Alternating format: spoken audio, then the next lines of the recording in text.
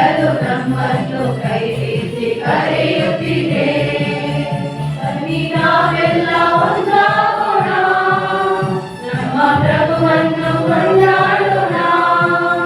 ಬನ್ನಿ ನಾವೆಲ್ಲ ಒಂದಾಗೋಣ, ನಮ್ಮ ಪ್ರಭುವನ್ನು ಕೊಂಡಾಡೋಣ. ಅವರ ಪ್ರೀತಿಯ ಪರಿಸುತ್ತ ನಾವು ಕ್ರಿಸ್ತನ ಸಾರೋಣ. ಅವರ ಪ್ರೀತಿಯ ಪರಿಸುತ್ತ ನಾವು ಕ್ರಿಸ್ತನ ಸಾರೋಣ. ಇಂದಿನ ಈ ದಿವ್ಯಬಲಿ ಪೂಜೆಯನ್ನು ಬೆಂಜಮಿನ್ ಮೊಂತೆರೋ ಇವರ ಆತ್ಮಶಾಂತಿಗಾಗಿ ಮಾರ್ಕ್ ಮೊಂತೆರೋ ಹಾಗೂ ಕುಟುಂಬದವರು, ಅಮಿತ್ ಡಿಸೋಜಾ ಹಾಗೂ ಕುಟುಂಬದವರ ಅಭಿಪ್ರಾಯದಂತೆ ತ್ರಯೇಕ ದೇವರಿಗೆ ಕೃತಜ್ಞತೆಯಾಗಿ ತಮ್ಮ ಕುಟುಂಬದಲ್ಲಿ ಮೃತ ಹೊಂದಿದ ಎಲ್ಲ ಆತ್ಮಗಳಿಗಾಗಿ ಕ್ರಿಸ್ಟಿನಾ ಬ್ರಾಂಕೋ ಹಾಗೂ ಕುಟುಂಬದವರು ಈ ಬಲಿ ಪೂಜೆಯನ್ನು ಅರ್ಪಿಸುತ್ತಿದ್ದಾರೆ. ಈ ಉದ್ದೇಶದೊಂದಿಗೆ ನಮ್ಮ ಧರ್ಮಕೇಂದ್ರದ ಮಕ್ಕಳಿಗಾಗಿ ಹಾಗೂ ಎಲ್ಲ ಗಾಯನ ವೃಂದದ ಸದಸ್ಯರಿಗಾಗಿಯೂ ನಾವೆಲ್ಲರೂ ಪ್ರಾರ್ಥಿಸುವರಾಗೋಣ. ಪಿತನ ಮತ್ತು ಸುತನ ಮತ್ತು ಪವಿತ್ರಾತ್ಮರ ನಾಮದಲ್ಲಿ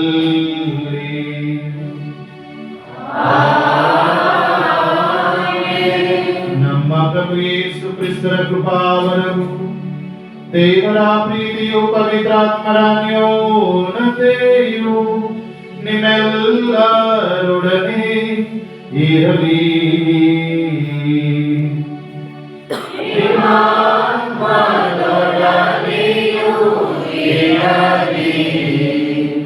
ಪ್ರಭು ಕ್ರಿಸ್ತರಲ್ಲಿ ಪ್ರೀತಿಯ ಸಹೋದರ ಸಹೋದರಿಯರೇ, ಇಂದು ತಾಯಿ ಧರ್ಮ ಸಭೆ ಆರಾಧನಾ ವಿಧಿಯ ಕೊನೆಯ ವಾರದಲ್ಲಿ ನಾವಿದ್ದೇವೆ.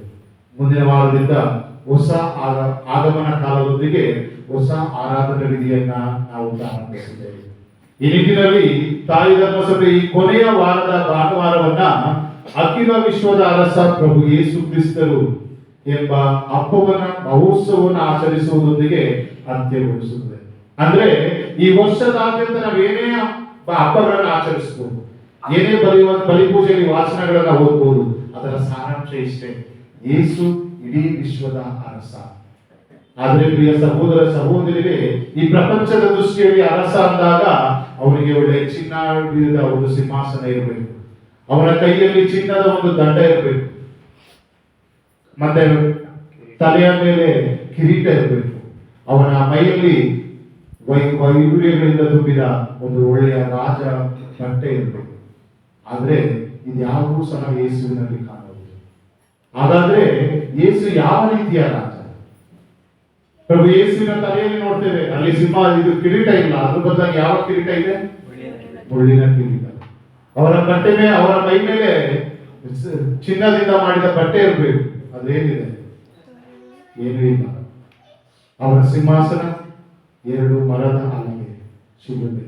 ಈ ನಿಟ್ಟಿನಲ್ಲಿ ಪ್ರಿಯ ಸಹೋದರ ಸಹೋದರಿಯರೇ, ಪ್ರಭು ಯೇಸು ಸ್ಥಾಪಿಸಬಂದ ರಾಜ್ಯ ಈ ಒಂದು ದಬ್ಬಾಳಿಕೆ ರಾಜ್ಯ ಅಲ್ಲ, ಈ ಒಂದು ಅಧಿಕಾರದ ರಾಜ್ಯವಲ್ಲ, ಬದಲಾಗಿ ಸೇವೆಯ ರಾಜ್ಯ. ಯೇಸು ಇಲ್ಲಿ ಬಂದದ್ದು ಪ್ರೀತಿಯನ್ನ ಕೊಡಲು. ಆ ಶಿಲುಬೆ ಯಾವುದರ ಸಂಕೇತ? ಯೇಸು ಪ್ರೀತಿಯನ್ನು ಕೊಡುವ ಸಂಕೇತ.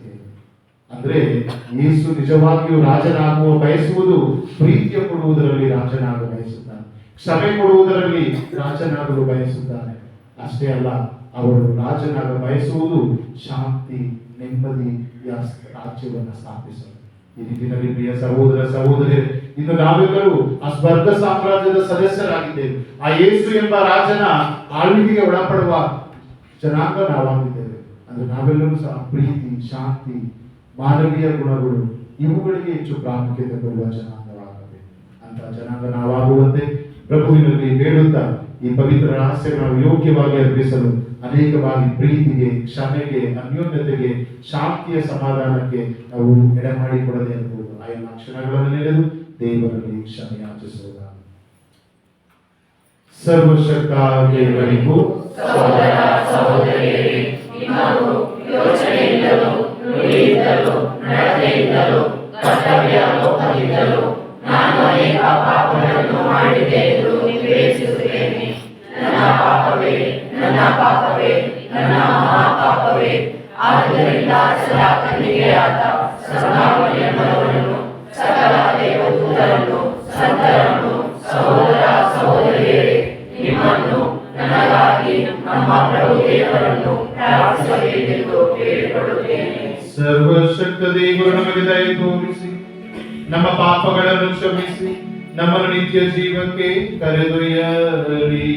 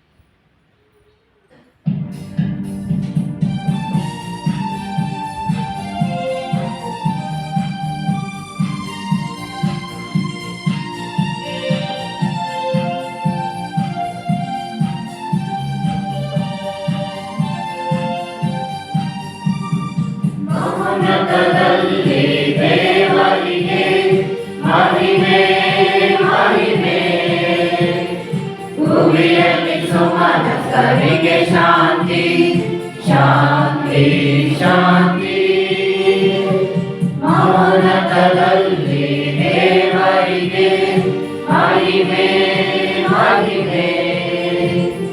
ಭೂಮಿಯಲ್ಲಿ ಸುಮನಸ್ಕರಿಗೆ ಶಾಂತಿ ಶಾಂತಿ ಶಾಂತಿ.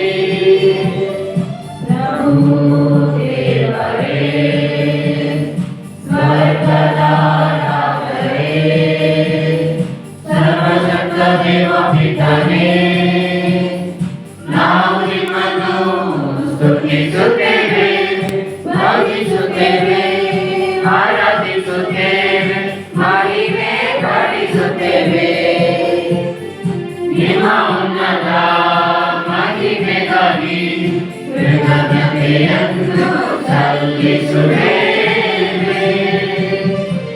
ಮೌನತದಲ್ಲಿ ದೇವರಿಗೆ ಮಹಿಮೆ ಮಹಿಮೆ. ಭೂಮಿಯಲ್ಲಿ ಸುಮನಸ್ಕರಿಗೆ ಶಾಂತಿ ಶಾಂತಿ ಶಾಂತಿ. ಪ್ರಭು ಯೇಸು ಕ್ರಿಸ್ತರೇ, ಏಕೈಕ ಪುತ್ರರೇ, ಪ್ರಭು ದೇವರೇ, ದೇವರ ಕುರಿಮರಿಯೇ, ಪಿತನ ಪುತ್ರರೇ, ಲೋಕದ ಪಾಪಗಳನ್ನು ಪರಿಹರಿಸುವವರೇ, ನಮಗೆ ದಯೆ ತೋರಿ. ಲೋಕದ ಪಾಪವ ಪರಿಹರಿಸುವವರೇ, ಪ್ರಾರ್ಥನೆಯನ್ನು ಅಂಗೀಕರಿಸಿರಿ. ಪಿತನ ಬಲ ಕಡೆ ಆಸೀನರಾಗಿರುವವರೇ, ನಮಗೆ ದಯೆ ತೋರಿ, ನಮಗೆ ದಯೆ ತೋರಿ. ಮೌನತದಲ್ಲಿ ದೇವರಿಗೆ ಮಹಿಮೆ ಮಹಿಮೆ. ಭೂಮಿಯಲ್ಲಿ ಸುಮನಸ್ಕರಿಗೆ ಶಾಂತಿ ಶಾಂತಿ ಶಾಂತಿ. ನೀವೊಬ್ಬರೇ ಶುದ್ಧರು, ನೀವೊಬ್ಬರೇ ಪ್ರಭು, ನೀವೊಬ್ಬರೇ ಉನ್ನತರು, ಯೇಸು ಕ್ರಿಸ್ತರೇ.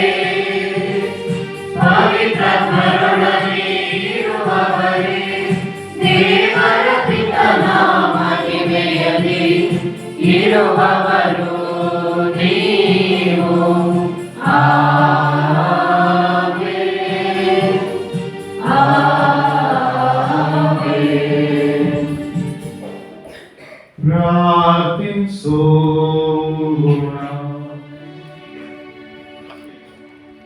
ಸರ್ವಶಕ್ತ ನಿತ್ಯ ಜೀವಿಸುವ ದೇವರೇ, ಅಖಿಲ ವಿಶ್ವದ ಅರಸರಾದ ನಿಮ್ಮ ಪ್ರಿಯ ಪುತ್ರರ ಮುಖಾಂತರ ಸಕಲವನ್ನು ಪುನಃಸ್ಥಾಪಿಸಲು ನೀವು ಇಚ್ಛಿಸಿದ್ದೀರಿ.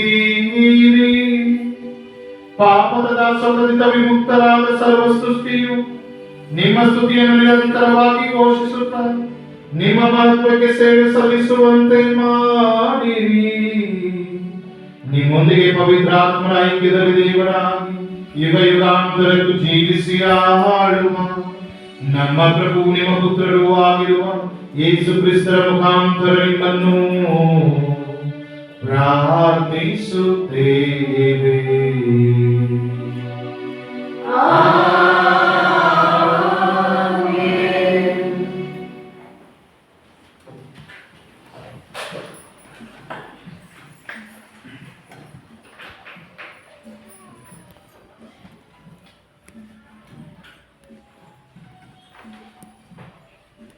ಸಮುವೇಲನ 2ನೇ ಗ್ರಂಥದಿಂದ ವಾಚನ.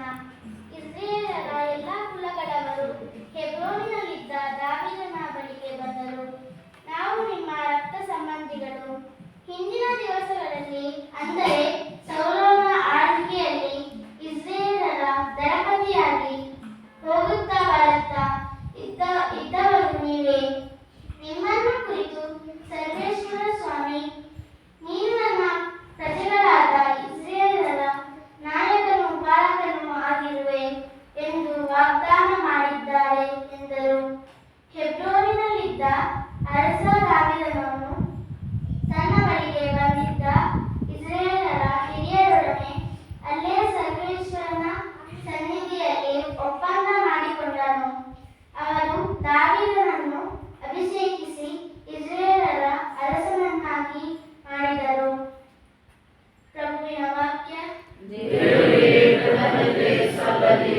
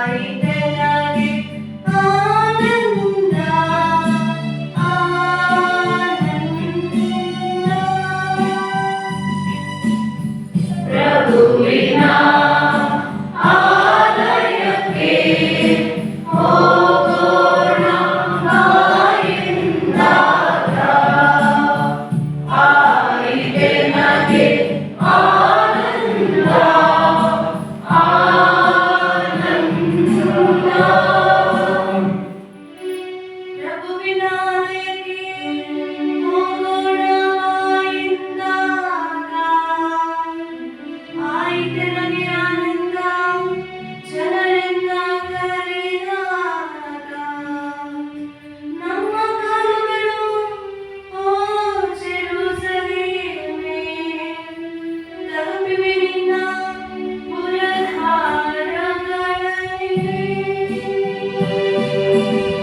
ಪ್ರಭುವಿನ ಆಲಯಕ್ಕೆ ಹೋಗೋಣ ಬಾಯೆಂದಾಗ ಆಗಿದೆ ನಗೆ ಆನಂದ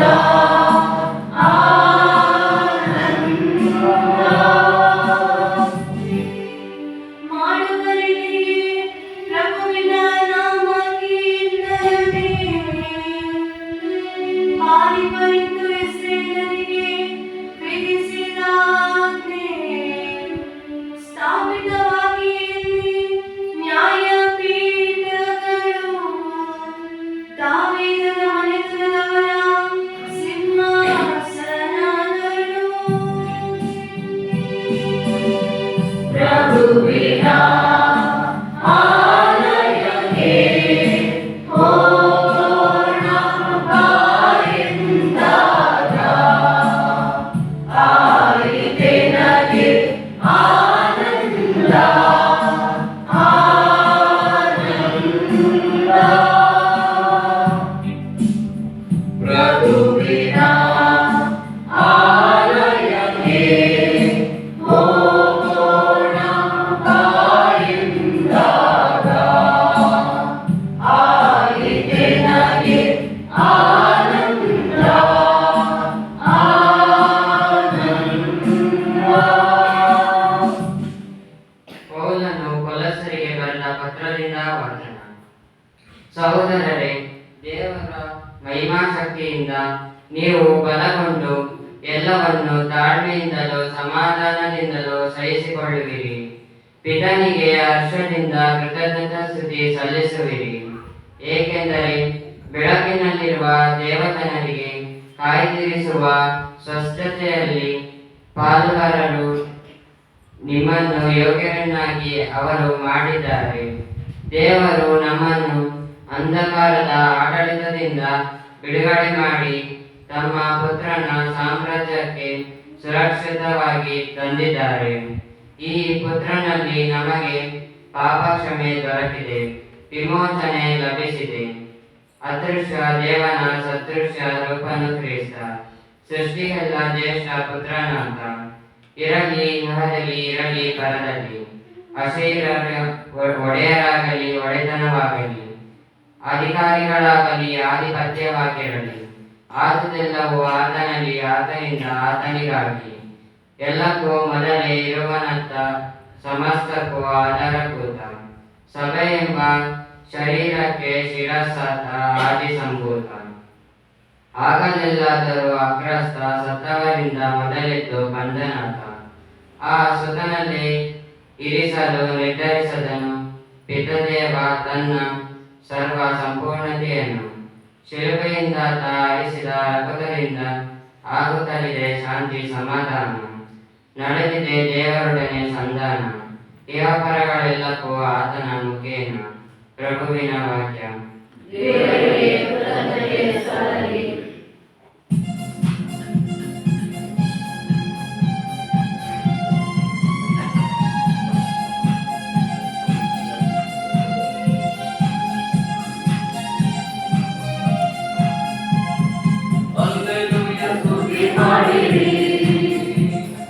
ಯೇಸುವಿಗೆ ಸ್ತುತಿ ಮಾಡಿರಿ. ಹಲ್ಲೆಲೂಯಾ ಹಲ್ಲೆಲೂಯಾ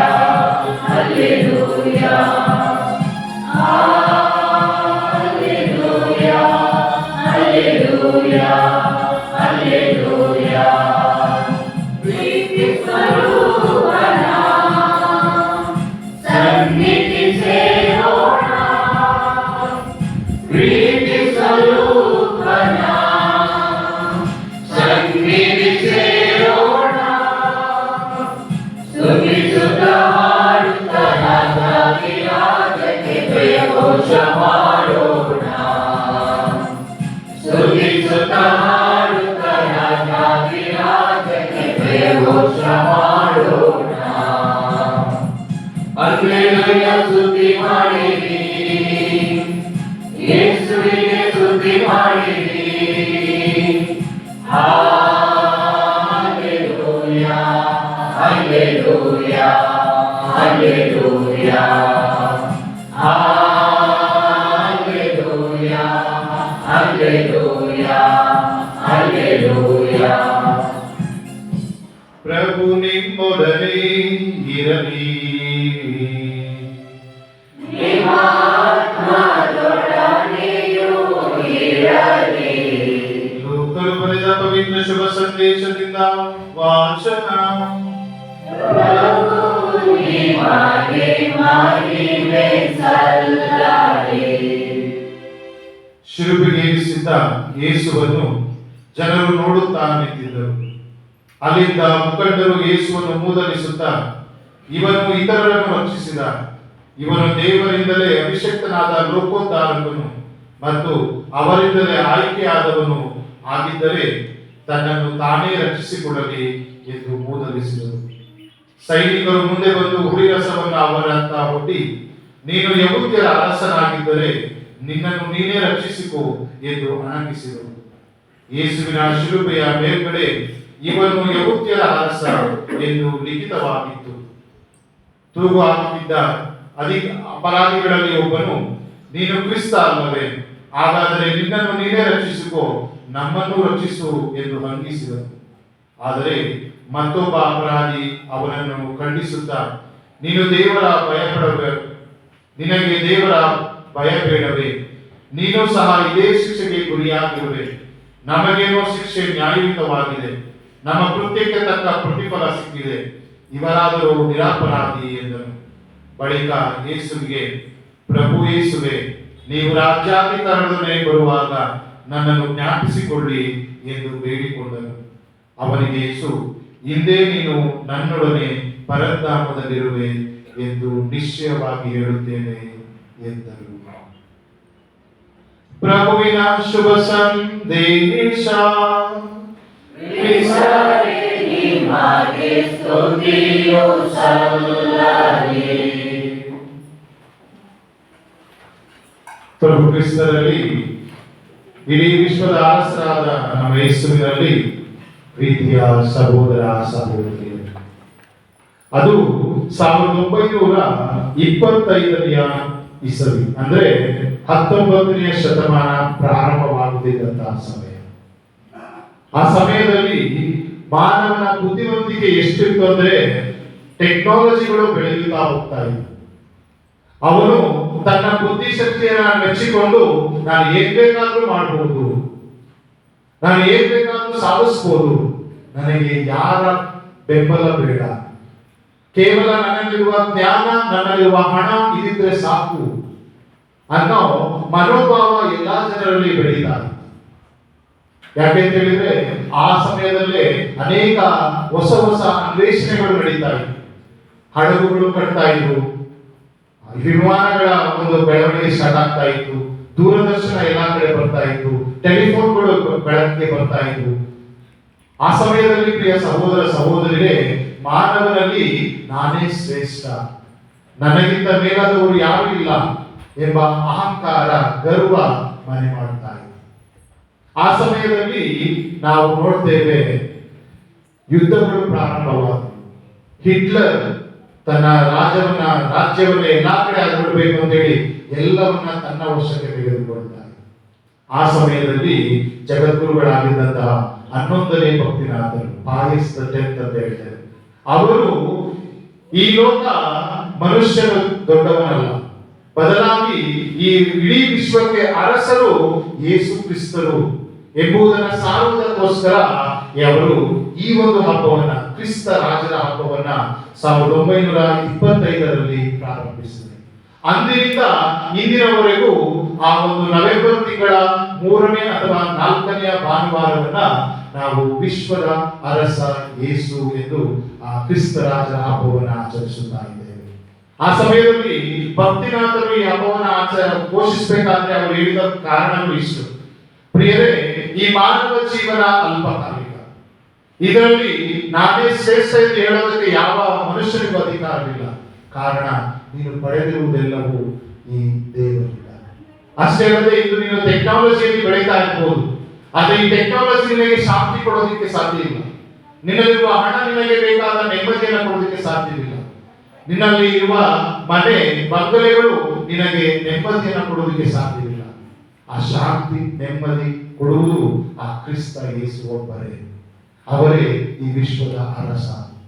ಹೌದು ಪ್ರಿಯ ಸಹೋದರ ಸಹೋದರಿ, ನಾನೊಬ್ಬ ಒಂದು ವಿಡಿಯೋವನ್ನು ನೋಡಿದೆ, ವಾಟ್ಸಪ್ ಅಲ್ಲಿ ಬಂದಂತ ವಿಡಿಯೋ. ನಿಮ್ಮಲ್ಲಿರುವ ಹಣ ನಿಮ್ಮ ಒಂದು ಒಳ್ಳೆಯ ಸೋಫಾವನ್ನ ಪರ್ಚೇಸ್ ಮಾಡೋದಕ್ಕೆ ಹೆಲ್ಪ್ ಆಗುತ್ತದೆ. ಆ ಸೋಫಾ ಮೇಲೆ ಮಲಗಿದ ಮೇಲೆ ನಿದ್ದೆ ಕೊಡುವವರು ಯಾರು? ಆ ದೇವರು. ನಿಮ್ಮಲ್ಲಿರುವಂತಹ ಐಶ್ವರ್ಯ ನೀವು ಕಾಯಿಲೆ ಬಿದ್ದಾಗ ಆಸ್ಪತ್ರೆಗೆ, ದೊಡ್ಡ ದೊಡ್ಡ ಆಸ್ಪತ್ರೆಗೆ ಹೋಗೋದಕ್ಕೆ ಸಹಾಯವಾಗುತ್ತೆ. ಆ ಆಸ್ಪತ್ರೆಗೆ ಹೋದ್ರೂ ಸಹ, ಚಿಕಿತ್ಸೆ ಪಡೆದ್ರೂ ಸಹ ನಿಮಗೆ ಸಿಗಬೇಕಾದ ಆರೋಗ್ಯ ಭಾಗ್ಯವನ್ನು ಕೊಡುವವರು ಯಾರು? ಆ ಹಣ ಕೊಡೋದಿಲ್ಲ, ದೇವರು ಕೊಟ್ಟರೆ ಕೊಡಬೇಕು. ನೀವು ಒಂದು ಕುಟುಂಬದಲ್ಲಿ ಬಂಗಲೆಯಲ್ಲಿ ಜೀವಿಸ್ತಾ ಇರ್ಬೋದು, ಆ ಬಂಗಲೆಯಲ್ಲಿ 4 ಜನ 5 ಜನ ಒಟ್ಟಾಗಿ ಜೀವಿಸ್ತಾ ಇರ್ಬೋದು, ಆದ್ರೂ ಸಹ ಅಲ್ಲಿ ಶಾಂತಿ ನೆಮ್ಮದಿ ಸ್ಥಾಪನೆ ಆಗೋದಕ್ಕೆ ಕಾರಣ ದೇವರಿದ್ದರೆ ಮಾತ್ರ. ನಿಮ್ಮಲ್ಲಿ ನೀವು ಕೈಗೊಳ್ಳುವ ಎಲ್ಲಾ ಕೆಲಸ ಕಾರ್ಯಗಳು ನಿಮಗೆ ಯಶಸ್ಸನ್ನು ತಂದು ಕೊಡ್ಬೋದು, ಒಳ್ಳೆ ಹೆಸರನ್ನು ನೀವು ಮಾಡಬಹುದು. ಆದ್ರೆ ಒಂದು ದಿನ ಮಣ್ಣಲ್ಲಿ ಮಣ್ಣಾಗ್ತೀರ. ಆದ್ರೆ ನಿಮಗೆ ಶಾಶ್ವತ ಜೀವ ಕೊಡುವವರು ಯಾರು? ದೇವರು ಮಾತ್ರ. ಆದ್ರಿಂದ ಪ್ರಿಯ ಸಹೋದರ ಸಹೋದರಿಯೇ, ಇಂದು ತಾಯಿ ಧರ್ಮಸಭೆ ಹೇಳುತ್ತಾ ಇರುವುದು ಇಷ್ಟೇ: ನಿನ್ನ ಬದುಕಿನ ಅರಸ ಯಾರು? ನಿನ್ನ ಕುಟುಂಬದ ಅರಸ ಯಾರು? ಅದು ಈ ಪ್ರಾಪಂಚಿಕ ವಸ್ತುಗಳಾದರೆ ಅದು ಅಲ್ಪಕಾಲಿಕ ಅಷ್ಟೇ, 1 ವರ್ಷ ಅಷ್ಟೇ ಅದು. ಆದ್ರೆ ಯೇಸು ನಿನ್ನ ಅರಸನಾದರೆ ಜೀವಮಾನ ಪರ್ಯಂತ, ನಿನ್ನ ಸತ್ತ ಮೇಲೂ ಸಹ ನಿನಗೆ ಶಾಂತಿಯನ್ನ ನೆಮ್ಮದಿಯನ್ನ ಕೊಡುವುದು ಅವರಾಗಿದ್ದಾರೆ. ಈ ಒಂದು ಸತ್ಯವನ್ನು ಅರಿತು ಜೀವಿಸಲು ಇಂದು ತಾಯಿ ಧರ್ಮಸಭೆ ನಮಗೆ ಕರೆ ಕೊಡುತ್ತಾರೆ. ಯಾಕೆಂತ ಹೇಳಿದ್ರೆ ನಿಮಗೆ ಅರ್ಥ ಆಗಿದೆ, ನೀವು ಎಷ್ಟೇ ಸಂಪಾದನೆ ಮಾಡಬಹುದು, ಬದುಕಿನಲ್ಲಿ ಮನಸ್ಸಿನಲ್ಲಿ ಶಾಂತಿ ನೆಮ್ಮದಿ ಇಲ್ಲ ಅಂತ ಹೇಳಿದ್ರೆ ಎಲ್ಲವೂ ಶೂನ್ಯ. ನೀವು ಏನೇ ಒಂದು ಸಾಧನೆ ಮಾಡಬಹುದು, ಆದ್ರೆ ನಿನ್ನ ಕುಟುಂಬದಲ್ಲಿ ಅನ್ಯೋನ್ಯತೆ ಪ್ರೀತಿ ಆ ಒಂದು ಶಾಂತಿ ಸಮಾಧಾನ ಇಲ್ಲ ಅಂತ ಹೇಳಿದ್ರೆ ಎಲ್ಲವೂ ಶೂನ್ಯ. ಏನ್ ಮಾಡಿದ್ರು ಯಾವುದಕ್ಕೂ ಪ್ರಯೋಜನ. ಆದ್ರೆ ಆ ಶಾಂತಿ ಪ್ರೀತಿ ಅನ್ಯೋನ್ಯತೆಯನ್ನು ಕೊಡುವ ದೇವರು ನಮ್ಮ ದೇವರಾಗಿದ್ದಾರೆ. ಆದ್ರಿಂದ ಪ್ರಿಯ ಸಹೋದರ ಸಹೋದರಿಯರೇ, ನೀವೆಲ್ಲರೂ ಶಿಲುಬೆಯನ್ನು ನೋಡಿದ್ದೀರ. ಆ ಶಿಲುಬೆ ಮೇಲೆ ಏನಂತ ಬಂದಿದೆ? INR. ಅದರ ಫುಲ್ ಫಾರ್ಮ್ ಏನಂತ ಹೇಳಿದ್ರೆ ಈಸೂಸ್ ನಾಜರೇನಸ್ ರೆಕ್ಸ್ ಯುದಿಯರಿಯಂ. ಅಂದ್ರೆ Jesus of Nazareth is the king of Jews. Yesu ಯಹೂದ್ಯರ ಅರಸ. ಅದರ ಬರೆದವರು ಯಾರು ಬರೆದಿದ್ದು? ಪಿಲಾತ. ಸೊ ಪೋನ್ಷಿಯಸ್ ಪೈಲೇಟ್ ಯೇಸುವನ್ನ ಶಿಲುಬೆಗೆ ಏರಿಸೋದಕ್ಕೆ ಅವರು ಸಮ್ಮತಿ ಕೊಡಬೇಕಾದ್ರೆ ಅವರು ಅಲ್ಲಿ ಬರೆದಿದ್ದ ಯೇಸು ಯಹೂದ್ಯರ ಅರಸ. ಇದನ್ನ 2 ರೀತಿಯಲ್ಲಿ ಅರ್ಥ ಮಾಡ್ಕೋಬಹುದು ಪ್ರಿಯ ಸಹೋದರ ಸಹೋದರಿ. ದೇವರ ವಾಕ್ಯ ಹೇಳ್ತದೆ, ಆ ಪೌಂಚಿಯಸ್ ಪೈಲೇಟನಿಗೆ ಯಾರು ಸಹ ಹೇಳ್ಕೊಟ್ಟಿರಲಿಲ್ಲ, ನೀನು ಹೋಗ್ಬಿಟ್ಟು ಯೇಸು ಯಹೂದ್ಯರ ಅರಸ ಅಂತ ಬರಿ ಅಂತ ಹೇಳಿ ಹೇಳ್ಕೊಟ್ಟಿರಲಿಲ್ಲ. ಅವನೇ ಸ್ವತಃ ಒಬ್ಬ ಅರಸನಾಗಿಯೂ ಸಹ ಅವನಿಗೆ ಅನಿಸಿತು ಯೇಸು ನಿಜವಾಗಿಯೂ ಒಬ್ಬ ಅರಸ. ಆದ್ರಿಂದ ನಾವು ನೋಡ್ತೇವೆ, ಯೇಸುವನ್ನ ವಿಚಾರಣೆ ಅಂತ ಹೇಳಿ ಅವನ ಮುಂದೆ ಕರ್ಕೊಂಡ್ ಬಂದಾಗ ಅವನಿಗೆ ಭಯ ಇತ್ತು. ಅವನೇ ಹೇಳ್ತಾನೆ ಪೌಂಚಿಯಸ್ ಪೈಲೇಟ, ನೀನೊಬ್ಬ ಅರಸನು. ಅವ ಎಲ್ಲಾ ಸಂದೇಶಗಳು ಅವನನ್ನೇ ಹುಟ್ಟು ಹಾಕಿತ್ತು. ಒಬ್ಬ ಅರಸನಾಗಿ ಅವನೇ ರೋಮ್ ರಾಜ್ಯದ ಒಂದು ಅರಸನಾಗಿ ಜುದೇಯ ಪ್ರಾಂತ್ಯವನ್ನು ಆಳ್ತಾ ಇದ್ರು ಸಹ ಯೇಸು ಎಲ್ಲೂ ಸಹ ಯುದ್ಧ ಮಾಡಿರಲಿಲ್ಲ. ಬದಲಾಗಿ ಯೇಸುವಿನ ಜೀವನ ಅವನಿಗೆ ಕಣ್ಣು ತೆರೆಸಿತ್ತು, ಇವನೊಬ್ಬ ನಿಜವಾಗಿಯೂ ಅರಸನಾಗಿರಬೇಕು. ಅದು ಒಂದು ರೀತಿಯ ಅರ್ಥ. ಇನ್ನೊಂದು ರೀತಿಯಾಗಿ ಆ ಬೈಬಲ್ ಆ ಅರಸ ಅದನ್ನ ಬರೆದಾಗ ಅವರು ಯೇಸುವನ್ನ ಮೂದಲಿಸೋದಕ್ಕೋಸ್ಕರ ಬರ್ತಿದ್ದ. ಯಾಕೆಂತ ಹೇಳಿದ್ರೆ ನಾವು ಮತ್ತೊಂದು ಕಡೆ ಲೂಕನ ಶುಭ ಸಂದೇಶದಲ್ಲಿ ನೋಡ್ತೇವೆ, ಯೇಸು ಮಾಡುತ್ತಿದ್ದಂತಹ ಮಹಾನ್ ಕಾರ್ಯಗಳನ್ನು ನೋಡಿ, ಅವರು ಮಾತನಾಡಿ ಅವರು ಬೋಧನೆ ಮಾಡ್ತಾ ಇದ್ದಂತಹ ವಾಕ್ಯಗಳನ್ನ ಕೇಳಿ ಜನರೇ ಒಂದು ಸಾರಿ ಅವರನ್ನು ಇಟ್ಕೊಂಡು ಹೋಗಿ ಅರಸನಾಗಿ ಮಾಡಬೇಕು ಅಂತ ಹೇಳಿ ನಿರ್ಧರಿಸಿದರು. ಆದ್ರೆ ಯೇಸು ಅದಕ್ಕೆ ಒಪ್ಪಿಗೆ ಕೊಡಲಿಲ್ಲ. ಆದ್ರಿಂದ ಆ ಅರಸ ಇವನನ್ನ ಮೂದಲಿಸ್ತಾ ಇದ್ದ ಯೇಸುವನ್ನ, ಇವನು ನಿಜವಾಗಿಯೂ ನಿಮ್ಮ ಅರಸನೇ, ಹಾಗಾದ್ರೆ ಎಲ್ಲರೂ ಸಹ ನೋಡಿ ಅಂತ ಹೇಳಿ ನಿಮ್ಮ ಅರಸನ ನಾನು ಶಿಲುಬೆ ಮೇಲೆ ಕೊಂತಾ ಇದ್ದೇನೆ ಅಂತ ಒಂದು ಮೂದಲಿಗೆ ಮಾಕರಿ ಮಾಡ್ತಾ ಇದ್ದ. ಆದ್ರೆ ಪ್ರಿಯ ಸಹೋದರ ಸಹೋದರಿಯರೇ, ಆ ಮೂದಲಿಗೆ ಆ ಮಾಕರಿಯಾಗಿರ್ಲಿಲ್ಲ. ಯೇಸು ಒಂದು ವೇಳೆ ಆ ಶಿಲುಬೆಯ ಮೇಲೆ ಸತ್ತು ಹೋಗಿ ಪುನರುತ್ಥಾನ ಹೊಂದದೆ ಹೋಗಿದ್ದರೆ ಅದು ಸತ್ಯ ಆಗ್ತಾ ಇತ್ತು. ಆ ಪೈಲೇಟ್ ಅವರನ್ನ ಮೂದಲಿಸ್ತಾ ಇದ್ದಾನೆ, ಅವರನ್ನ ನಾಚಿಕೆ ಪಡಿಸ್ತಾ ಇದ್ದಾನೆ, ಯೇಸುವಿಗೆ ಅವಮಾನ ಮಾಡ್ತಾ ಇದ್ದಾನೆ ಅಂತ ಆಗ್ತಾ ಆದ್ರೆ ಯೇಸು ಸತ್ತಿದ್ದು ಮಾತ್ರವಲ್ಲ, ಮೂರನೇ ದಿನ ಪುನರುತ್ಥಾನ ಹೊಂದನು. ನಿಜವಾದ ಅರಸ ಯಾರು? ಯುದ್ಧ ಮಾಡಿ ಎಷ್ಟೋ ಜನರನ್ನು ಕೊಂದು ತನ್ನ ರಾಜ್ಯವನ್ನ ಕಟ್ಟುವವನು ನಿಜವಾದ ಅರಸನೇ. ಬದಲಾಗಿ ಸಾವನ್ನೇ ಮೆಟ್ಟಿ ನಿಲ್ಲುವವನು ಆ ನಿಜವಾದ ಅರಸನೇ. ಯೇಸು ಸಾವನ್ನೇ ಮೆಟ್ಟಿ ನಿಂತರು, ಸೈತಾನನ ಪಾಪವನ್ನ ಮೆಟ್ಟಿ ನಿಂತರು. ಆದ್ದರಿಂದಲೇ ಆ ಯೇಸು ನಿಜವಾಗಿಯೂ ನಮ್ಮೆಲ್ಲರ ಅರಸ. ಈ ಒಂದು ಸಂದೇಶವನ್ನ ಇದು ನಾವು ಅರಿತುಕೊಳ್ಳುವುದಾದರೆ ಪ್ರಿಯರೇ, ಮತ್ತಾಯನ ಶುಭ ಸಂದೇಶ 28ನೇ ಅಧ್ಯಾಯ 18ನೇ ವಾಕ್ಯದಲ್ಲಿ ಯೇಸು ಮರಣ ಹೊಂದಿ ಪುನರುತ್ಥಾನ ಹೊಂದಿ ಸ್ವರ್ಗಕ್ಕೆ ಇನ್ನೇನು ಏರಬೇಕು ಆಗ ಹೇಳುವಂತ ವಾಕ್ಯ, ಈ ಸ್ವರ್ಗದಲ್ಲಿ ಮತ್ತು ಭೂಮಿಯಲ್ಲಿರುವ ಎಲ್ಲ ವಸ್ತುಗಳ ಮೇಲೆ ನನಗೆ ಅಧಿಕಾರವನ್ನ ಕೊಡಲಾಗಿದೆ. ಅಂದ್ರೆ ಈ ಲೋಕದ ಅರಸರುಗಳು ನಾವೇನ್ ಹೇಳ್ತೇವೆ, ಕಿಂಗ್ಸ್ ಅಂತ ಹೇಳ್ತೇವೆ, ಅವರು ಈ ಭೂಲೋಕದ ಒಂದು ರಾಜ್ಯಕ್ಕೆ, ಒಂದು ಸ್ಥಳಕ್ಕೆ ಮಾತ್ರ ಅವರು ಅರಸರು. ಆದ್ರೆ ನಮ್ಮ ದೇವರು ಇಡೀ ಲೋಕ, ಈ ಭೂಲೋಕ, ಈ ಸ್ವರ್ಗ ಲೋಕ ಎಲ್ಲದಕ್ಕೂ ಅಧಿಕಾರವನ್ನ ಪಡೆದವರು. ಆದ್ದರಿಂದ ಪ್ರಿಯ ಸಹೋದರ ಸಹೋದರಿಯರೇ, ನಿಮಗೊಂದು ಎಕ್ಸಾಂಪಲ್ ಕೊಡೋದಾದ್ರೆ, ನಮ್ಮ ಇಂಡಿಯಾದ ಪ್ರೆಸಿಡೆಂಟ್ ಅಥವಾ ಪ್ರೈಮ್ ಮಿನಿಸ್ಟರ್ ನಿಮ್ಮ ಕುಟುಂಬದ ನೆಂಟರು ಅನ್ಕೊಳ್ಳಿ, ಅಥವಾ ನಿಮಗೆ ಭಾರಿ ಕ್ಲೋಸ್ ಫ್ರೆಂಡ್ ಅಂತ ಅನ್ಕೊಳ್ಳಿ.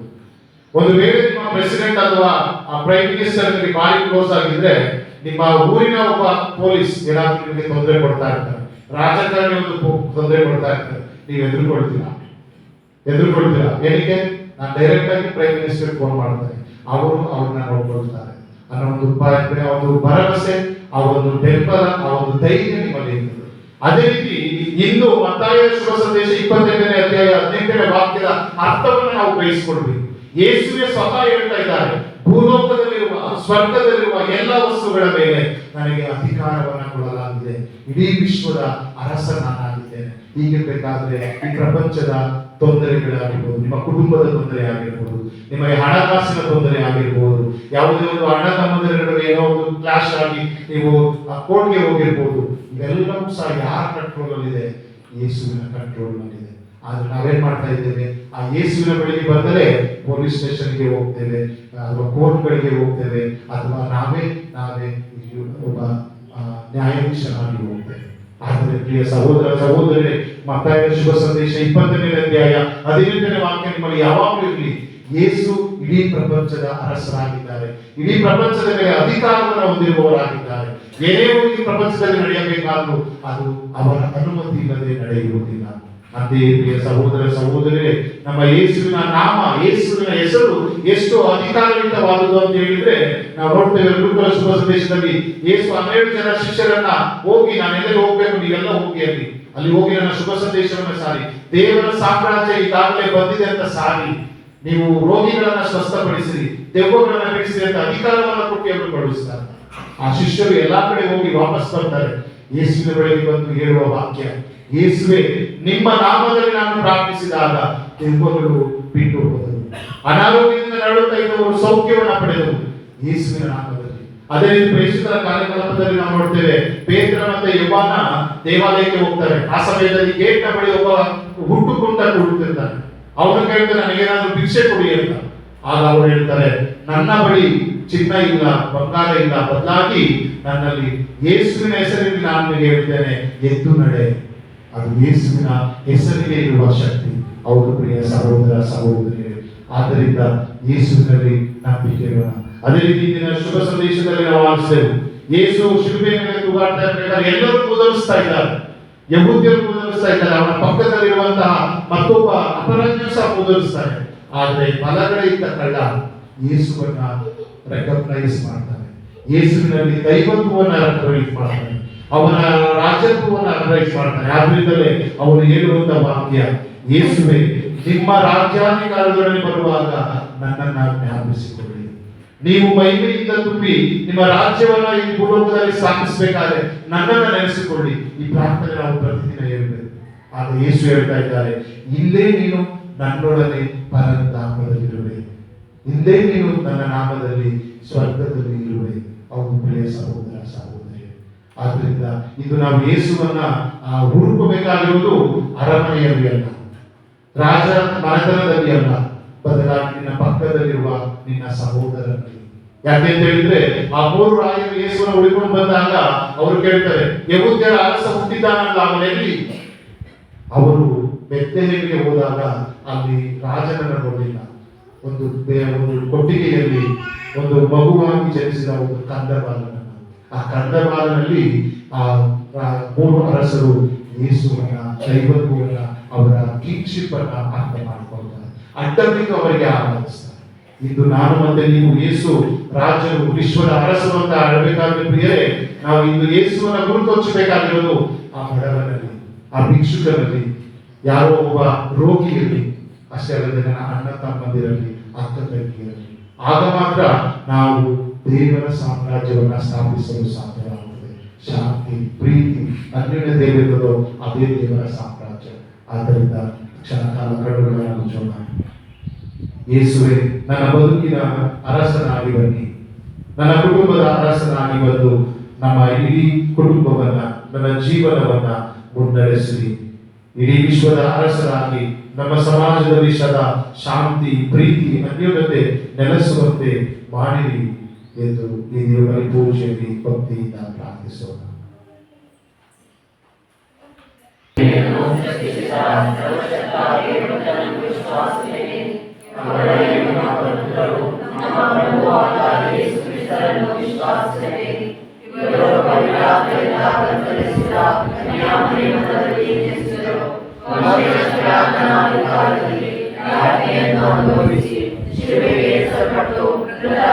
ಸಮಾಧಿ ಮಾಡಲ್ಪಟ್ಟರು. ಪಾತಾಳಕ್ಕೆ ಇಳಿದು ಮೂರನೆಯ ದಿನ ಮೃತರಾಗಿದ್ದ ಜೀವಂತರಾಗಿ ಎದ್ದರು. ಸ್ವರ್ಗಕ್ಕೇರಿ ಸರ್ವಶಕ್ತ ದೇವರಿದ್ದರ ಬಲಗಡೆಯಲ್ಲಿ ಆಸೀನರಾಗಿದ್ದಾರೆ. ಅಲ್ಲಿಂದ ಜೀವಂತರಿಗೂ ಮೃತರಿಗೂ ತೀರ್ಪು ಕೊಡಲು ಬರುವರು. ಪವಿತ್ರ ಆತ್ಮನ ವಿಶ್ವಾಸವೇ, ಪವಿತ್ರ ಕೈಲಾದ ದೋಷವೆಯನ್ನು ಸಂತರ ದೇವತೆಯನ್ನು ವಿಶ್ವಾಸವೇ, ಪಾಪ ಪರಿಹಾರವನ್ನು ವಿಶ್ವಾಸವೇ, ಮೃತರ ಪುನರುತ್ಥಾನವನ್ನು ವಿಶ್ವಾಸವೇ, ನಿತ್ಯ ಜೀವವನ್ನು ವಿಶ್ವಾಸವೇ. ಆಮೆನ್. ನಮ್ಮೆಲ್ಲ ಕೋರಿಕೆಗಳನ್ನ, ನಮ್ಮೆಲ್ಲ ಬೇಡಿಕೆಗಳನ್ನ ನಮ್ಮ ವಿಶ್ವದ ಅರಸ ಪ್ರಭು ಯೇಸುವಿನಲ್ಲಿ ನಂಬಿಕೆ ಇಟ್ಟು ದೇವರ ಮುಂದಿಟ್ಟು ಪ್ರಾರ್ಥಿಸೋಣ.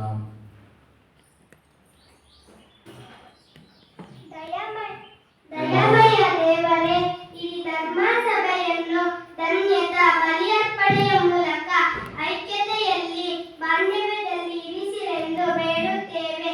ಅಭಿಯಾನಿಸಲ್ಪಟ್ಟ ಹಾಗೂ ಸಮರ್ಪಿಸಲ್ಪಟ್ಟ ನಮ್ಮ ಜಗದ್ಗುರು, ಧರ್ಮಾಧ್ಯಕ್ಷರು, ಗುರುಗಳು, ಧಾರ್ಮಿಕ ಸಹೋದರ ಸಹೋದರಿಯರು ತಮ್ಮ ಕರಗಳಿಗೆ ಒಪ್ಪಿಸಿದ ಜನರನ್ನು ಪ್ರೀತಿ, ವಿಶ್ವಾಸ, ದೀನತೆಯ ಸದ್ಗುಣಗಳಿಂದ ತುಂಬುವಂತೆ ಮತ್ತು ದೇವರ ಚಿತ್ತವನ್ನು ಮನಗಾಣಲು ತಮ್ಮ ಜೀವನ ಶೈಲಿಯ ಮೂಲಕ ಪ್ರೇರೇಪಿಸುವಂತೆ ಪ್ರಾರ್ಥಿಸೋಣ. ದಯಾಳು ದೇವರೇ, ಪ್ರೀತಿಯ ಸಾಗರವೇ, ಎನ್ಮಯ ಪ್ರಾರ್ಥನೆಯ ಧೈರ್ಯದಿ ಆಲಿಸಿರಿ.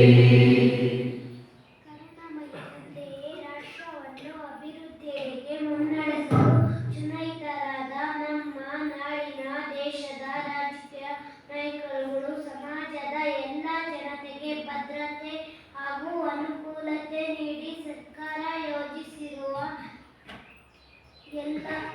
ಎಲ್ಲ ರೀತಿಯ ಸೌಕರ್ಯ ಸೌಲಭ್ಯಗಳು ಪ್ರಾಮಾಣಿಕವಾಗಿ, ತಕ್ಕ ರೀತಿಯಲ್ಲಿ, ಸಮರ್ಪಕ ವ್ಯಕ್ತಿಗಳಿಗೆ ವಿತರಣೆಯಾಗಿ ಎಲ್ಲರೂ ಅಭಿವೃದ್ಧಿಯನ್ನು, ಪ್ರಗತಿಯನ್ನು ಹೊಂದುವಂತೆ ಮಾಡಲು ನಿಸ್ವಾರ್ಥವಾಗಿ ಶ್ರಮಿಸುವಂತಾಗಲೆಂದು ಪ್ರಾರ್ಥಿಸೋಣ. ದಯಾಳು ದೇವರೇ, ಪ್ರೀತಿಯ ಸಾಗರವೇ, ಎನ್ಮಯ ಪ್ರಾರ್ಥನೆಯ ಧೈರ್ಯದಿ ಆಲಿಸಿರಿ. ನಮ್ಮೆಲ್ಲರಿಗೆ ಪ್ರಾರ್ಥಿಸೋಣ. ನಾವೆಲ್ಲರೂ ಯೇಸುವಿನ ಆದರ್ಶವನ್ನು ನಮ್ಮ ಜೀವನದಲ್ಲಿ ಮೈಗೂಡಿಸಿಕೊಂಡು ನಮ್ಮ ನಡೆ, ನುಡಿ ಹಾಗೂ ಆದರ್ಶ ಜೀವನದ ಮೂಲಕ ಸರ್ವರಿಗೂ ಪ್ರೇರಣೆ ಆಗಲೆಂದು ಪ್ರಾರ್ಥಿಸೋಣ. ದಯಾಳು ದೇವರೇ, ಪ್ರೀತಿಯ ಸಾಗರವೇ, ಎನ್ಮಯ ಪ್ರಾರ್ಥನೆಯ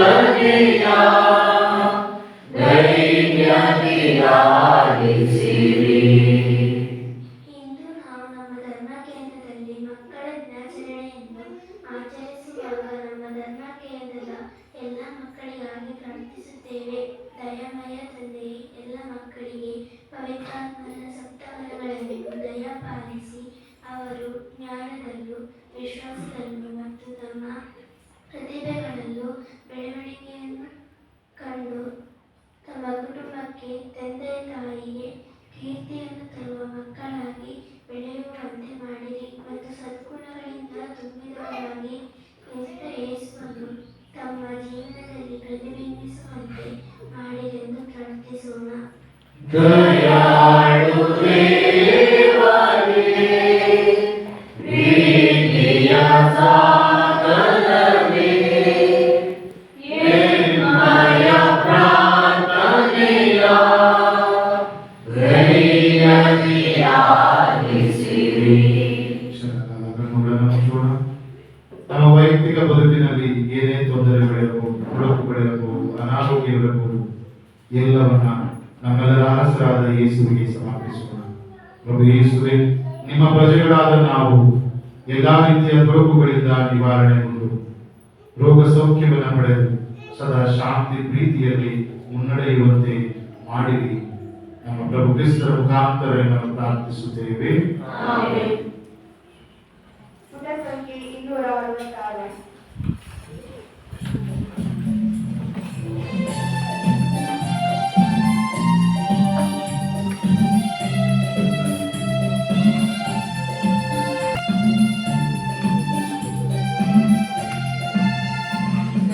ಪ್ರೀತಿಯ ಕಾಣಿಕೆಗಳನ್ನು ಪ್ರಭುವೇ ನಂಬಿದೆನು. ನೀ ನೀಡಿದ ಜೀವನವನ್ನು ನಿನಗಿದು ಅರ್ಪಿಸುವೆನು. ನನ್ನ ಪ್ರೀತಿಯ ಕಾಣಿಕೆಗಳನ್ನು ಪ್ರಭುವೇ ನಂಬಿದೆನು. ನೀನು ನೀಡಿದ ಜೀವನವನ್ನು ನಿನಗಿದು ಅರ್ಪಿಸುವೆನು. ಸ್ವೀಕರಿಸು ದೇವಾ, ಸ್ವೀಕರಿಸು ಜೀವ, ನನ್ನ ಕಳುವ ಮನವ ನೀಡುವೆನು ನಿನಗೆ ದೇವಾ.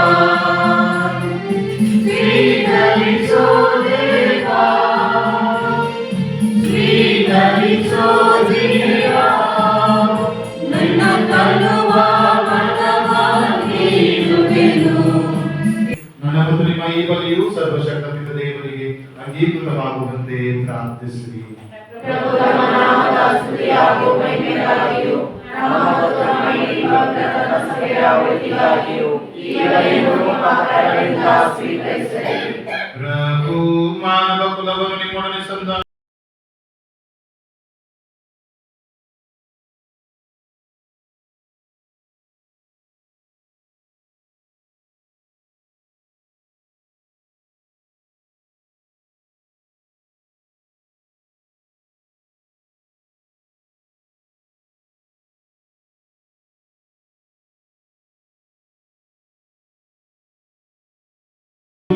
ನಿಮ್ಮೊಡನೆ ಇರಲಿ. ನಿಮ್ಮ ಆತ್ಮದೊಡನೆಯೂ ಇರಲಿ. ನಿಮ್ಮ ಹೃದಯಗಳನ್ನು ಮೇಲಕ್ಕೆತ್ತಿರಿ. ಪ್ರಭುವಿನ ಕಡೆಗೆ ಎತ್ತಿದ್ದೇವೆ. ನಮ್ಮ ಪ್ರಭು ದೇವರಿಗೆ ಕೃತಜ್ಞತೆಯನ್ನು ಸಲ್ಲಿಸೋಣ. ಅದು ಯೋಗ್ಯ ಮತ್ತು ನ್ಯಾಯವಾಗಿದೆ. ಪ್ರಭು ಪವಿತ್ರ ಪಿತನೇ, ಸರ್ವಶಕ್ತನೇ ದೇವರೇ, ನಾವು ಎಂದೆಂದು ಎಲ್ಲೆಲ್ಲೂ ನಮ್ಮ ಪ್ರಭು ಕ್ರಿಸ್ತರ ಮುಖಾಂತರ ನಿಮಗೆ ಕೃತಜ್ಞತೆಯನ್ನು ಸಲ್ಲಿಸುವುದು ನಿಜವಾಗಿ ಯೋಗ್ಯವೂ ನ್ಯಾಯವೂ ಆಗಿದೆ. ನಮ್ಮ ಕರ್ತವ್ಯವೂ ರಕ್ಷಣೆಯೂ ಆಗಿದೆ. ಏಕೆಂದರೆ ನೀವು ನಿಮ್ಮ ಏಕೈಕ ಪುತ್ರರು ನಮ್ಮ ಪ್ರಭುವಾದ ಯೇಸು ಕ್ರಿಸ್ತರನ್ನು ನಿತ್ಯ ಯಾಜಕರನ್ನಾಗಿಯೂ ಅಖಿಲ ವಿಶ್ವದ ಅರಸರನ್ನಾಗಿಯೂ ಪರಮಾನಂದ ತೈಲದಿಂದ ಅಭಿಷೇಕಿಸಿದ್ದೀರಿ. ಶಿಲುಬೆಯ ಪೀಠದ ಮೇಲೆ ನಮಗೆ ಶಾಂತಿಯನ್ನು ತರಲು ತಮ್ಮನ್ನೇ ನಿಷ್ಕಳಂಕ ಬಲಿಯನ್ನಾಗಿ ಅವರು ಅರ್ಪಿಸಿದರು. ಹೀಗೆ ಮಾನವ ರಕ್ಷಣೆಯ ರಹಸ್ಯವನ್ನು ನೆರವೇರಿಸಿದರು. ತಮ್ಮ ಅಧಿಪತ್ಯಕ್ಕೆ ಸೃಷ್ಟಿ ಸಮಸ್ತವನ್ನು ಅಧೀನಗೊಳಿಸಿ ನಿಮ್ಮ ಎಲ್ಲೆಯಿಲ್ಲದ ಮಹತ್ವಕ್ಕೆ ವಿಶ್ವವ್ಯಾಪಿ ನಿತ್ಯ ರಾಜ್ಯವೊಂದನ್ನು ಸ್ಥಾಪಿಸಿದರು. ಈ ರಾಜ್ಯವು ಜೀವದ ಹಾಗೂ ಸತ್ಯದ ರಾಜ್ಯ, ಪಾವನತೆ ಹಾಗೂ ಕೃಪಾವರದ ರಾಜ್ಯ, ನ್ಯಾಯ, ಪ್ರೀತಿ ಮತ್ತು ಶಾಂತಿಯ ರಾಜ್ಯ. ಆದುದರಿಂದ ದೇವದೂತರೊಂದಿಗೂ ಶ್ರೇಷ್ಠ ದೂತರೊಂದಿಗೂ ರಾಜಾಸನ ಹಾಗೂ ಪ್ರಭುತ್ವ ದೂತರೊಂದಿಗೂ ಸ್ವರ್ಗೀಯ ಸಕಲ ದಳದೊಂದಿಗೂ ಶಕ್ತರೊಂದಿಗೂ ನಾವು ನಿಮ್ಮ ಮಹಿಮಾ ಗೀತೆಯನ್ನು ಹಾಡುತ್ತಾ ನಿರಂತರವಾಗಿ ಘೋಷಿಸುತ್ತೇವೆ.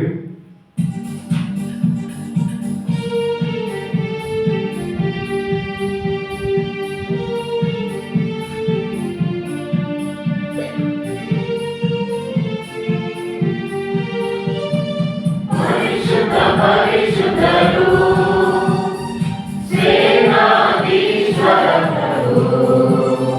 ಪರಿಶುದ್ಧ ದೇವಗೆ ಹೋಸಾನ, ಇಹಪರ ದೇವಗೆ ಹೋಸಾನ, ಪರಿಶುದ್ಧ ದೇವಗೆ ಹೋಸಾನ, ಇಹಪರ ದೇವಗೆ ಹೋಸಾನ, ಹೋಸಾನ ಹೋಸಾನ ಹೋಸಾನ ಹೋಸಾನ ಹೋಸಾನ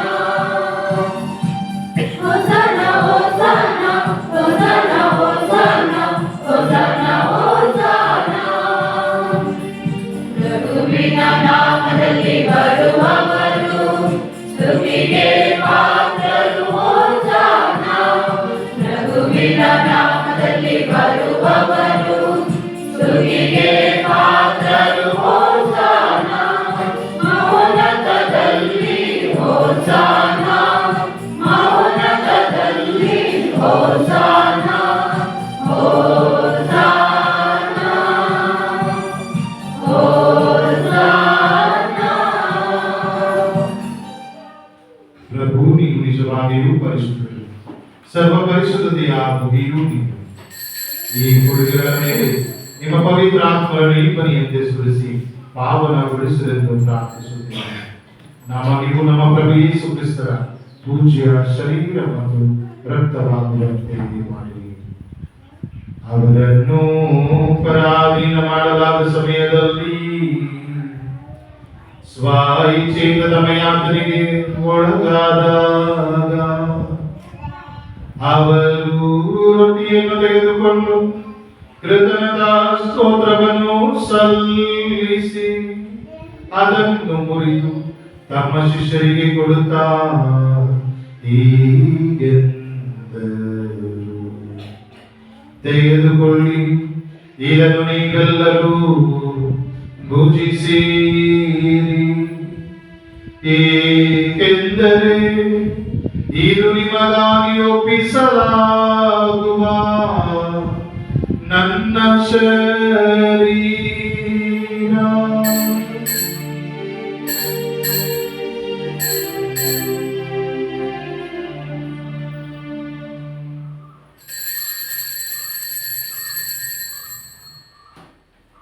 ಅಂತೆಯೇ ಭೋಜನದ ಅಂತ್ಯದಲ್ಲಿ ಅವರು ಪಾನಪಾತ್ರೆಯನ್ನು ತೆಗೆದುಕೊಂಡು ಮತ್ತೊಮ್ಮೆ ನಿಮಗೆ ಕೃತಜ್ಞತೆಯನ್ನು ಸಲ್ಲಿಸಿ ತಮ್ಮ ಶಿಷ್ಯರಿಗೆ ಕೊಡುತ್ತಾ ಹೀಗೆಂದರು, ತೆಗೆದುಕೊಳ್ಳಿ ಮತ್ತು ಇದರಿಂದ ನೀವೆಲ್ಲರೂ ಪಾನ ಮಾಡಿರಿ, ಏಕೆಂದರೆ ಇದು ಹೊಸ ಮತ್ತು ಅನಂತ ಒಡಂಬಡಿಕೆಯ ನನ್ನ ರಕ್ತದ ಪಾತ್ರೆ. ಈ ರಕ್ತವು ನಿಮ್ಮ ಮತ್ತು ಅನೇಕರ ಪಾಪಗಳ ಪರಿಹಾರಕ್ಕಾಗಿ ಸುರಿಸಲಾಗುವುದು. ಇದನ್ನು ನನ್ನ ಸ್ಮರಣೆಗಾಗಿ ಮಾಡಿರಿ.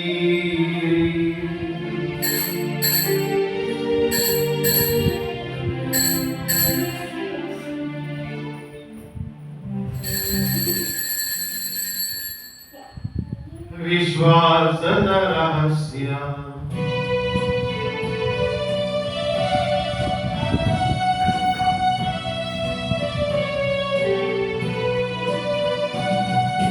ಪ್ರಭು ನಿಮ್ಮ ಮರಣವನ್ನು ಸಾರುತ್ತೇವೆ, ನೀವು ಮರಳಿವ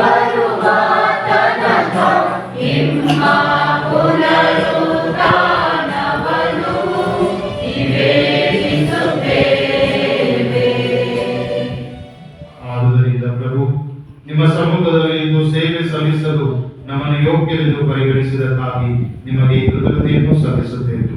ಕ್ರಿಸ್ತರ ಮರಣವನ್ನು ಪುನರುತ್ಥಾನದ ಸ್ಮರಣೆಯನ್ನು ಆಚರಿಸುತ್ತಾ ಜೀವವಿರುವ ರೊಟ್ಟಿಯನ್ನು ರಕ್ಷಣೆಯ ನೀಡುವ ಪಾತ್ರೆಯನ್ನು ನಿಮಗೆ ಅರ್ಪಿಸುತ್ತೇವೆ. ಕ್ರಿಸ್ತರ ಶರೀರ ಮತ್ತು ರಕ್ತದಲ್ಲಿ ಪಾಲ್ಗೊಳ್ಳುವ ನಮ್ಮನ್ನು ಪವಿತ್ರಾತ್ಮವನ್ನು ಕೂಡಿಸಬೇಕೆಂದು ನಿಮ್ಮಲ್ಲಿ ವಿನಯದಿಂದ ವಿನಯಿಸುತ್ತೇವೆ. ಪ್ರಭು, ನಿಮ್ಮ ವಿಶ್ವವ್ಯಾಪಿ ಧರ್ಮಸಭೆಯನ್ನು ಸ್ಮರಿಸಿಕೊಳ್ಳಿ. ನಮ್ಮ ವಿಶ್ವಗುರು ಲಿಯೋ ಅವರೊಂದಿಗೂ ನಮ್ಮ ಧರ್ಮಾಧ್ಯಕ್ಷ ಅಂತೋನಿ ಸ್ವಾಮಿ ಅವರೊಂದಿಗೂ ಸಕಲ ಯಾಜಕರೊಂದಿಗೂ ಅದನ್ನು ಪ್ರೀತಿಯ ಪರಿಪೂರ್ಣತೆಗೆ ಮುನ್ನಡೆಸಿರಿ. ಪ್ರಭು, ಪುನರುತ್ಥಾನದ ನಿರೀಕ್ಷೆಗೆ ಶ್ರಮಿಸುತ್ತಿರುವ ಮೃತ ಹೊಂದಿರುವ ನಮ್ಮ ಕುಟುಂಬದ ನಮ್ಮ ಸಹೋದರ ಸಹೋದರಿಯರನ್ನು, ಶುದ್ಧೀಕರಣ ಸ್ಥಳದಲ್ಲಿರುವಂತಹ ಎಲ್ಲ ಆತ್ಮಗಳನ್ನು, ನಿಮ್ಮ ದಯೆಯಲ್ಲಿ ಇಂದು ಮೃತ ಹೊಂದಿದ ಎಲ್ಲರನ್ನು ಸ್ಮರಿಸಿಕೊಳ್ಳಿರಿ. ನಮ್ಮ ಮೇಲೂ ನಮ್ಮ ಕುಟುಂಬಗಳ ಮೇಲೂ ಇಂದು ಬಲಿಪೂಜೆಯ ಉದ್ದೇಶವನ್ನು ಅರ್ಪಿಸುತ್ತಿರುವವರ ಮೇಲೂ ದಯೆ ತೋರಿರಿ. ದೇವಮಾತೆ ಪೂಜೆ ಕನ್ಯಾ ಮರಿಯಮ್ಮನವರೊಂದಿಗೂ ಆಕೆಯ ತಂದೆ ಸಂತ ಜೋಸೇಫರೊಂದಿಗೂ ಪುನೀತ ಪ್ರೇಷಿತರೊಂದಿಗೂ ಎಲ್ಲ ಕಾಲಗಳಲ್ಲಿ ನಿಮ್ಮ ಮೆಚ್ಚುಗೆಗೆ ಪಾತ್ರರಾದ ಸಕಲ ಸಂತರೊಂದಿಗೂ ನಾವು ನಿತ್ಯ ಜೀವನದಲ್ಲಿ ಸಹಭಾಗಿಗಳಾಗಿ ನಿಮ್ಮನ್ನು ಸ್ತುತಿಸಿ ಮೇಲ್ಪಡಿಸುವಂತೆ ನಿಮ್ಮ ಪುತ್ರ ಯೇಸು ಕ್ರಿಸ್ತರ ಮುಖಾಂತರ ಪ್ರಾರ್ಥಿಸುತ್ತೇವೆ. ದೇವರ ಮುಖಾಂತರವು ದೇವರೊಂದಿಗೂ ಜೀವರಲ್ಲಿಯೂ ಸರ್ವಶಕ್ತ ತಂದೆಯಾದ ದೇವರೇ, ಪವಿತ್ರಾತ್ಮರ ಐಕ್ಯದಲ್ಲಿ ಸರ್ವ ಗೌರವವು ಮಹಿಮೆ ಯುಗ ಯುಗಾಂತರಕ್ಕೂ ದೇವರೇ ಸಲ್ಲಲಿ.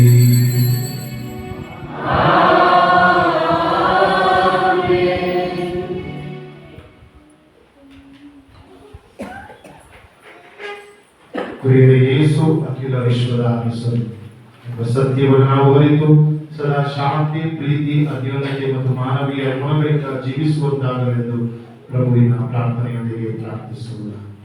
ಸ್ವರ್ಗದಲ್ಲಿರುವ ನಮ್ಮಲ್ಲಿ ನಿಮ್ಮ ನಾಮ ಪೂಜಿತವಾಗಲಿ, ನಿಮ್ಮ ರಾಜ್ಯ ಬರಲಿ, ನಿಮ್ಮ ಚಿತ್ತ ಸ್ವರ್ಗದಲ್ಲಿ ನೆರವೇರುವ ಪ್ರಕಾರ ಭೂಮಿಯಲ್ಲಿಯೂ ನೆರವೇರಲಿ. ನಮ್ಮ ಅನುದಿನದ ಆಹಾರವನ್ನು ಇಂದು ನಮಗೆ ನೀಡಿರಿ.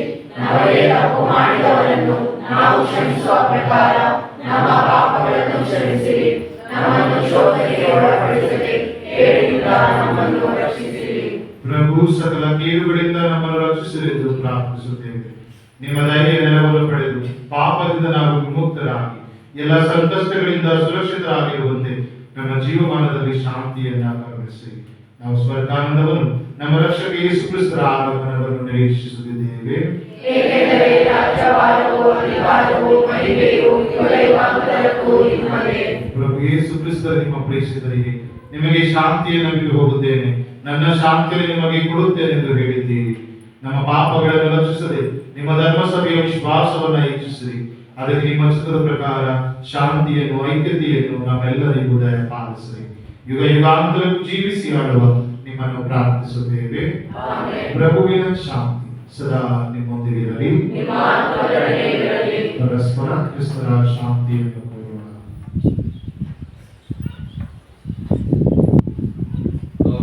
ಪಾಪಗಳನ್ನು ಪರಿಹರಿಸುವ ದೇವರ ಕುರಿಮರಿಯೇ, ನಮಗೆ ದಯೆ ತೋರಿ. ಲೋಕದ ಪಾಪಗಳನ್ನು ಪರಿಹರಿಸುವ ದೇವರ ಕುರಿಮರಿಯೇ, ನಮಗೆ ದಯೆ ತೋರಿ. ಲೋಕದ ಪಾಪಗಳನ್ನು ಪರಿಹರಿಸುವ ದೇವರ ಕುರಿಮರಿಯೇ, ನಮಗೆ ಶಾಂತಿ ನೀಡಿರಿ. ಈಗೋ ದೇವರ ಕುರಿಮರಿ, ಈಗೋ ಇವರೇ ಲೋಕದ ಪಾಪಗಳನ್ನು ಪರಿಹರಿಸುವುದು. ಕುರಿಮರಿಯ ಭೋಜನಕ್ಕೆ ಆಹ್ವಾನಿತರಾದ ನಾವೆಲ್ಲರೂ ಭಾಗ್ಯವಂತರು. ಪ್ರಭು, ನನ್ನ ಮನೆಯನ್ನು ಪ್ರವೇಶಿಸಲು ನಾನು ಪಾತ್ರರಲ್ಲ, ಆದರೆ ತಾವು ದೇವರು ಮಾತನ್ನು ನುಡಿಯಿರಿ, ನನ್ನ ಆತ್ಮವು ಸ್ವಸ್ಥವಾಗುವುದು.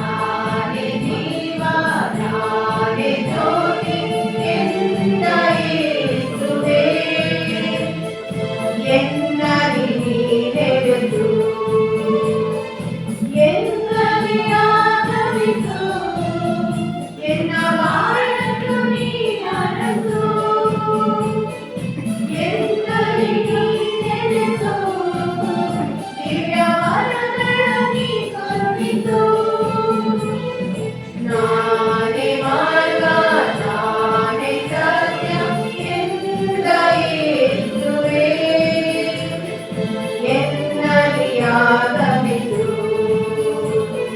ನಾನೇ ಜೀವ ನಾನೇ ಜ್ಯೋತಿ ಎಂದ ಯೇಸುವೇ, ಎನ್ನಲಿ ನೆಲೆಸು.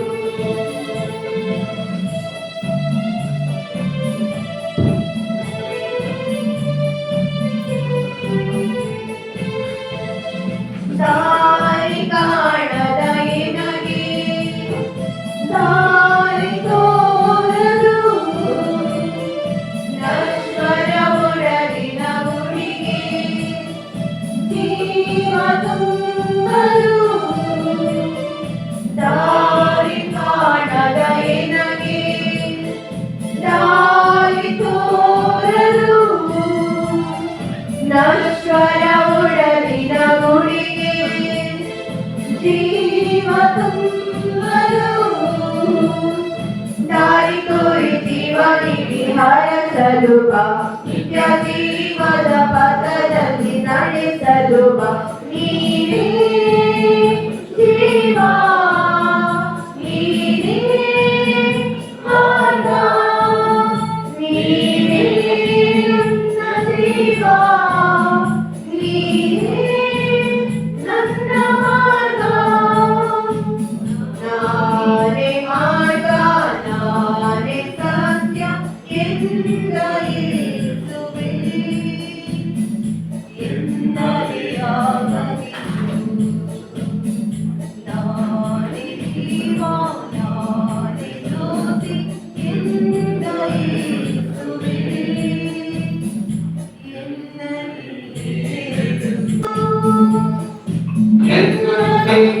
ನೆಲೆಸು. ಎನ್ನ ಮನಗಳನ್ನು ಕರುಣಿಸು. ನಾನೇ ಮಾರ್ಗ ನಾನೇ ಸತ್ಯ ಎಂದ ಯೇಸುವೇ,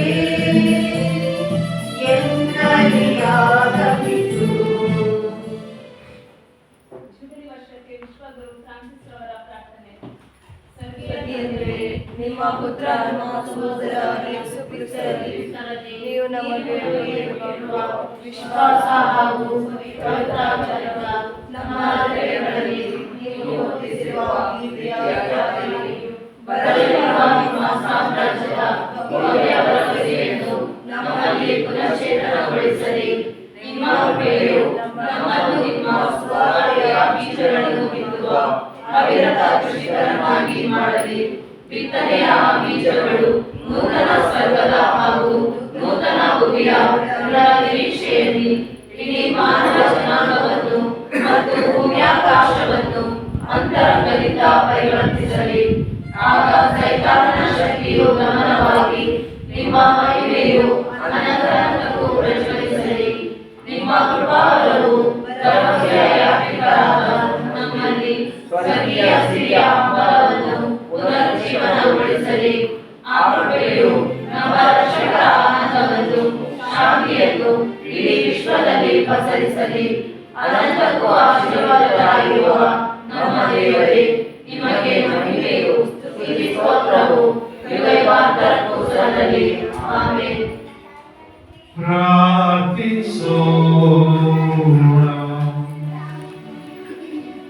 ಪ್ರಭು ಅವರ ಜೀವವನ್ನೀವ ಈ ಆಹಾರವನ್ನು ನಾವು ಸ್ವೀಕರಿಸಿದ್ದೇವೆ.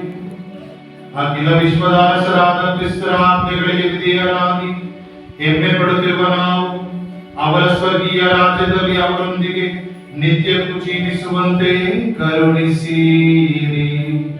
ನಮ್ಮ ಪ್ರಭು ಕ್ರಿಸ್ತರ ಮುಖಾಂತರ ನಿಮ್ಮನ್ನು ಪ್ರಾರ್ಥಿಸುತ್ತೇವೆ.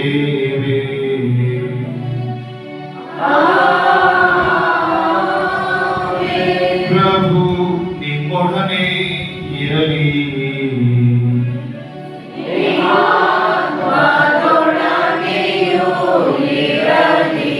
ಸರ್ವಶಕ್ತ ದೇವರಾದ ಪಿತಾ ಸುತ ಮತ್ತು ಪವಿತ್ರಾತ್ಮರು ನಿಮ್ಮನ್ನು ಆಶೀರ್ವದಿಸಲಿ.